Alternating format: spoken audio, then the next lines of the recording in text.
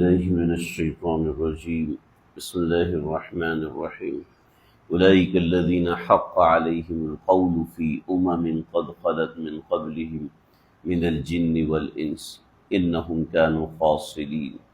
سورہ احقاف آیت نمبر 18 اور آیت نمبر 19 ہے۔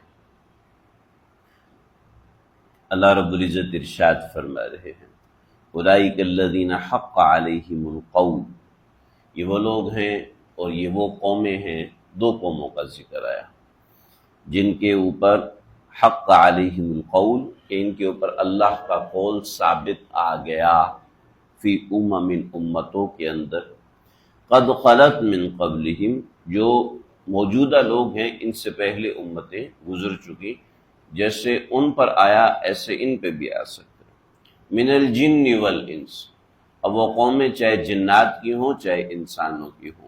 ابھی ذکر کرتا ہوں، انہم کانوا خاسرین، یہ خسارے والے ہیں، وَلِكُلٍّ دَرَجَاتٌ مِّمَّا عَمِلُوا، اور ہر ایک کے لیے ان کے عمل کے بقدر درجات ہیں، وَلِيُوَفِّيَهُمْ أَعْمَالَهُمْ، اور تاکہ ان کو ان کے اعمال کا پورا بدلہ دیا جائے، وَهُمْ لَا يُظْلَمُونَ، اور ان کے اوپر ظلم نہیں ہوگا۔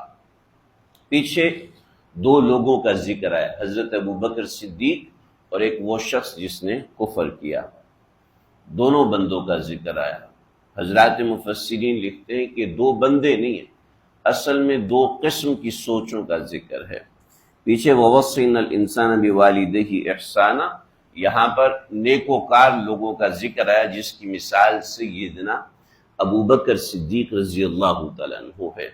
تو ایک یہ سوچ اور ایک نظریہ ہے، اور دوسرا والذی قال لوالدیہ اف لکما، حضرات مفسرین فرماتے ہیں کہ والذی قال لوالدیہ کا مطلب ہے والذین قالوا لوالدیہ، یعنی وہ لوگ جنہوں نے اپنے والدین سے ایسا ایسا کہا، یعنی اپنے بڑوں سے یہ کہا۔ تو دو سوچوں کا ذکر ہے، دو قسم کے نظریات کا ذکر ہے۔ ہمیشہ قرآن کا یہ طرز رہا ہے، جہاں اچھائی ہوئی ہے اس کے مقابلے میں برائی لازمی کھڑی ہوئی ہے۔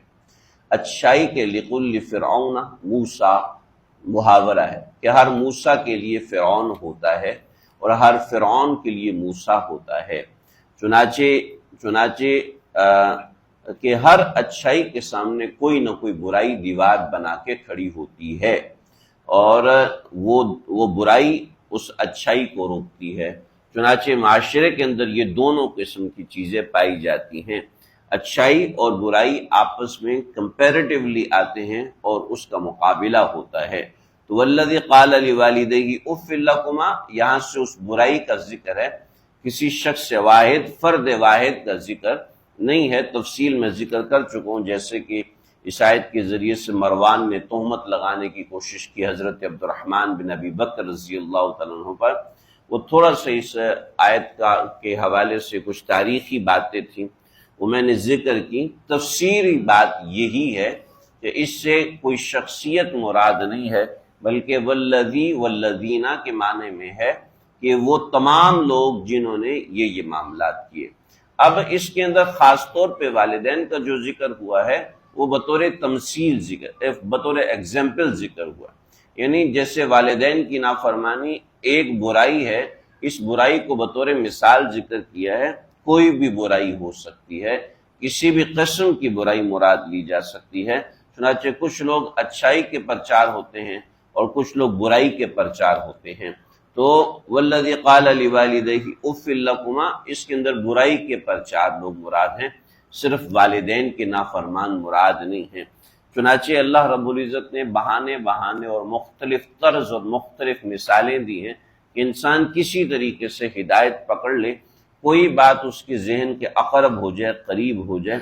چنانچہ ایسے لوگوں کے بارے میں ذکر کیا کہ اچھے اور برے دو قسم کے لوگ ہوتے ہیں، اور جو برائی کی پرچار کرنے والے ہیں اولئک الذین حق علیہم القول فی تو اولئک الذین کی طرف سے اشارہ کہ اس سے ہر وہ شخص مراد ہے، صرف ایک شخص مراد نہیں ہے، بلکہ ہر وہ شخص مراد ہے جو کہ برائی کی پرچار کرتا ہے۔ تو اولئک الذین حق علیہم القول فی اللہ رب العزت کا حکم ایسے لوگوں کے اوپر ثابت ہوا ہے یعنی اللہ کا عذاب ایسے لوگوں پر آیا ہے، چاہے وہ شخص واحد ہے اور چاہے وہ پوری قوم ہے۔ من حیث القوم اللہ نے قوموں کو تباہ کیا، من حیث الفرد اللہ نے لوگوں کو تباہ و برباد کیا، کہ برائی کا انجام ہمیشہ برا ہوتا ہے، کفر کا انجام ہمیشہ کفر ہوتا ہے، فتنہ سازی کا انجام ہمیشہ برا ہوتا ہے، گناہوں کا انجام ہمیشہ برا ہوتا ہے، کبھی اچھا نہیں ہو سکتا۔ یعنی آپ بیج لگائیں آم کا، اس سے کبھی بھی نیم نہیں نکلے گا، اور آپ بیج لگائیں کیکر کا اور دعا کریں کہ اس کے اندر سے آم نکل آئے، کبھی نہیں نکل سکتا۔ آج برائی کھود رہے ہیں تو سمجھ رہے ہیں کہ اس سے برائی ہی اگے گی، ایسا ہو نہیں سکتا کہ اس برائی سے اچھائی اگے۔ چنانچہ آپ صلی اللہ علیہ وسلم نے فرمایا کہ الکیس من دان نفسہ وعمل لما بعد الموت، اچھے لوگ وہ ہیں، سمجھدار لوگ وہ ہیں، من دان نفسہ، جو اپنے نفس کا محاسبہ کرتے رہے، وعمل لما بعد الموت، اور موت کے بعد کے لیے اعمال کرتے رہے، اور والعاجز، اور عاجز وہ ہے من اتبع ہواہ، اور کہ جو اپنے نفس کی پیروی، جو اس کا دل کر رہا ہے بس وہ کرنا ہے، جو اس کا جی چاہ رہا ہے بس وہ کرنا ہے، من اتبع ہواہ وتمنا علی اللہ، اور اللہ سے امید لگائے میرے ساتھ بڑی اچھی ہوگی، میرے ساتھ بہت اچھی ہوگی۔ تو یہ بات ہے کہ انسان جو ہے جب برائی کرتا ہے تو یہ سوچے کہ نہیں بھی اللہ تعالیٰ خیر کریں گے، کوئی مسئلہ نہیں، میں کرتا ہوں برائی، میں کرتا ہوں نافرمانی، گانے سن رہا ہے، فلمیں دیکھ رہا ہے، داڑھی منڈا رہا ہے، بے پردگی ہے، اور لیکن اس برائی نافرمانی کا انجام برا ہی ہوتا ہے، اچھا نہیں ہوگا۔ اولئک الذین حق علیہم القول، یہ وہ لوگ ہیں کہ جن کے اوپر اللہ کا قول ثابت آ گیا، یعنی اللہ کی طرف سے عذاب متوجہ ہوا۔ اصل مراد یہاں پہ کفر و شرک ہے، ماتحت میں کوئی بھی چھوٹی بڑی ہر قسم کی برائی آ جاتی ہے، اللہ ہم سب کی حفاظت فرمائے۔ قد خلت من قبلہم، وہ تمام لوگ جو ان سے پہلے گزر چکے ہیں ان کے ساتھ بھی ایسے ہوا، سمجھایا گیا ہے کہ تم کسی بھی برائی کے ساتھ ہمیشہ جی نہیں سکتے، ہمیشہ زندہ نہیں رہ سکتے، مگر کتنے بھی طاقتور ہوں، من الجن، اور کتنے بھی ہوشیار ہوں، من الانس، انسانوں میں سے یا جنات میں سے، سب کے ساتھ ایسا ہی برا ہوگا جو برا کریں گے۔ انہم کانوا خاسرین، یہ خسارے والے ہیں۔ اور پھر وَلِكُلٍّ دَرَجَاتٌ مِّمَّا عَمِلُوا، جو شخص جو عمل کرے گا اس کا درجہ اس کے عمل کے اعتبار سے متعین ہوگا۔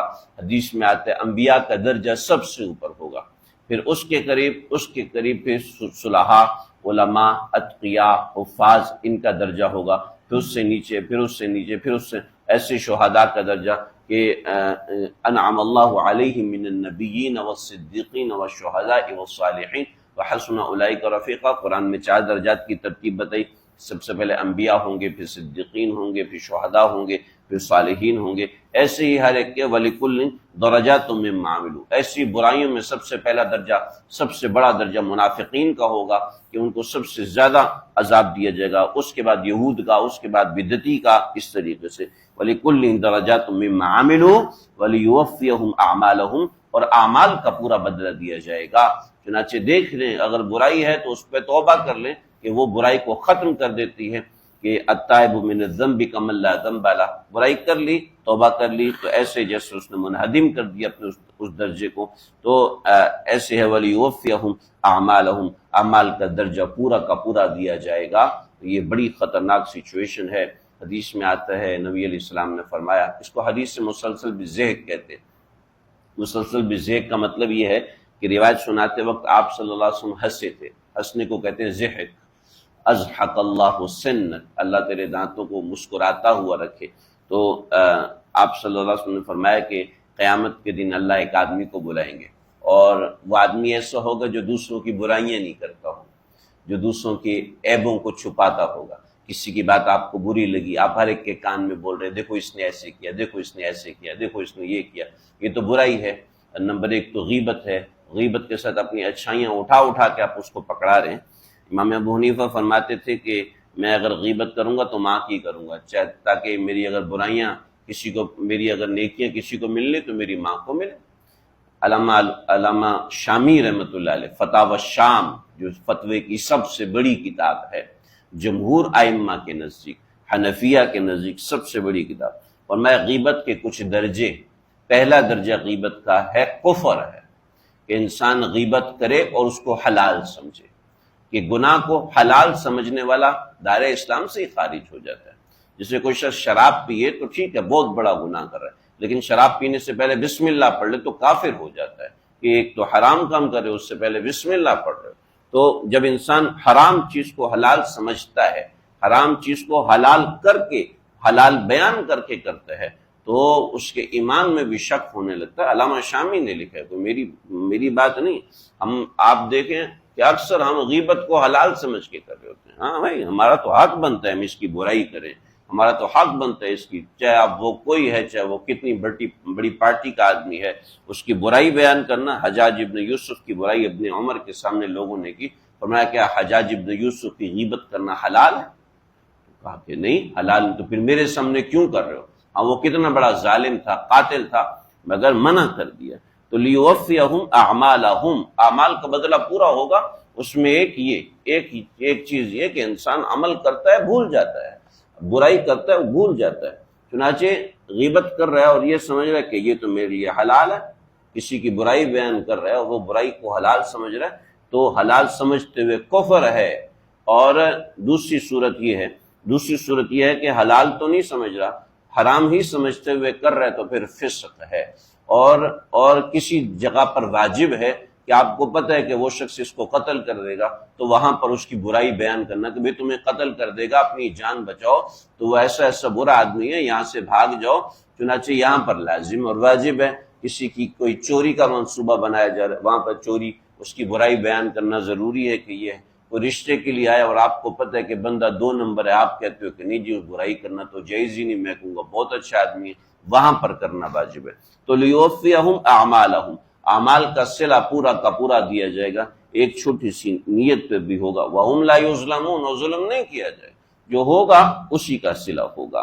پھر اس جو صلہ کے اندر جو معاملات ہوں گے اس کی تفصیل ہے، بڑی خطرناک تفصیل ہے. اللہ ہم سب کی حفاظت. یوم یعرض الذین کفروا علی النار، ان کو آگ پہ پیش کیا جائے گا، اور کیا کیا معاملات ہوں گے اس کا ذکر ہے. اللہ ہم سب کی حفاظت فرمائے، سمجھنے کی اور عمل کرنے کی.